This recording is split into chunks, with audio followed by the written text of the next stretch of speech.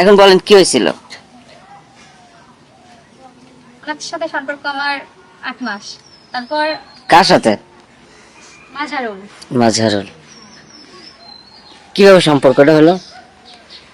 কিভাবে হসপিটালের মাধ্যমে যে কোনো ভাবে ওর সাথে দেখা, কোনোভাবে ওনার সাথে পরিচয় মানে সম্পর্ক হয়ে গেছে। কি করতেন আপনার? আমি কিছুই করি না। আমি একা থাকি। আর উনি একজন, আমি শুনছি যে উনি একজন ডক্টর। হুম। তারপর 1 মাস সম্পর্ক হওয়ার পর এখানে আমার বিয়ে ঠিক হয়ে গেছে। হুম। ঠিক হয়ে যাওয়ার পর ও ওখান থেকে বিয়েটা না করে দিতে না, মানে বিয়েটা একটা বিয়ে ভেঙে গেছে। তারপরে আমি আবার আমার আরেকটা বিয়ে ফ্যামিলি থেকে করছে।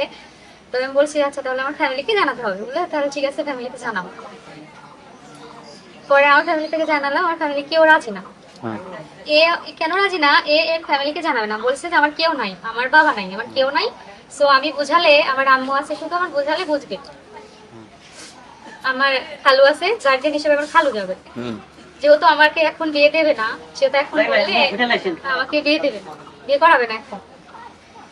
বললাম ঠিক আছে। তারপরেও আমার ফ্যামিলিতে বললাম, তারাও অনেকভাবে বলছে।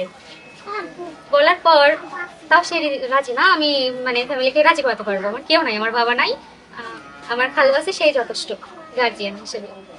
তারপর এক পর্যায়ে সে আসলো আমাদের বাসায়। আসার পর তার একটা বন্ধু আর সে আর সাথী সহ ওই নিয়ে আসছিল। নিয়ে আসার পরে বিয়েটা হয়। হ্যাঁ, হওয়ার পরে তারপরে তার 2-3 দিন পরে সে কোথাও চলে আসে, যেমন একটা কথা বলে চলে আসার পরে সেই যে আর তার সাথে আমার কোনো যোগাযোগ নেই। তার মানে আপনার বিয়ে হয়েছে? হ্যাঁ হ্যাঁ, বিয়ে হয়েছে। আপনাদের ফিজিক্যাল রিলেশন হয়েছে? জি। কোন জায়গায়? আমাদের বাসাতে হয়েছিল সাথে? মানে এইসব কথা এটা কবে? মনে হয় না। বিয়ে হয়েছে অবশ্যই কিছু না আচ্ছা, কিছু আপনার কথা। বিয়ে হচ্ছে, আপনার ডকুমেন্টস কি আছে বলেন তো? আচ্ছা, আপনাদের বিয়ের কাবিন আছে না? জি আছে। কাবিন আছে। আপনার কাছে এখন আছে?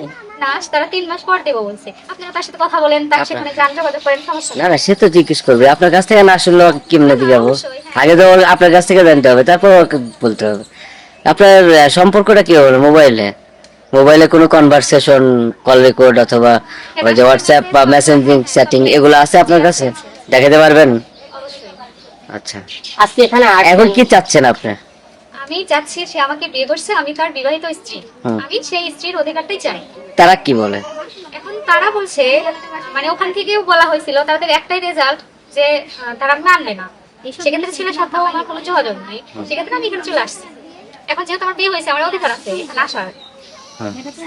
এখন যদি না মানে তারা, তাহলে কি করবেন? না মানলে এখান থেকে আমি যাবো না, তো ওখান থেকে যাবো না। কেন মানবে না? আমার জীবন নষ্ট করে দিছে, আমার লাইফ নষ্ট করে দিছে, আমার সবকিছু শেষ। কেন মানবে না? এটা বললে আর হইলো যে মানবে না। এখন বিয়ে করার আগে সেটা ভাবা উচিত ছিল যে আমার ফ্যামিলিকে আমি বোঝাতে পারবো না।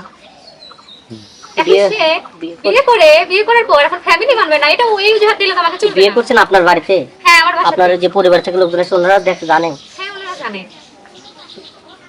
ঠিক আছে। ওর বাড়িতে না।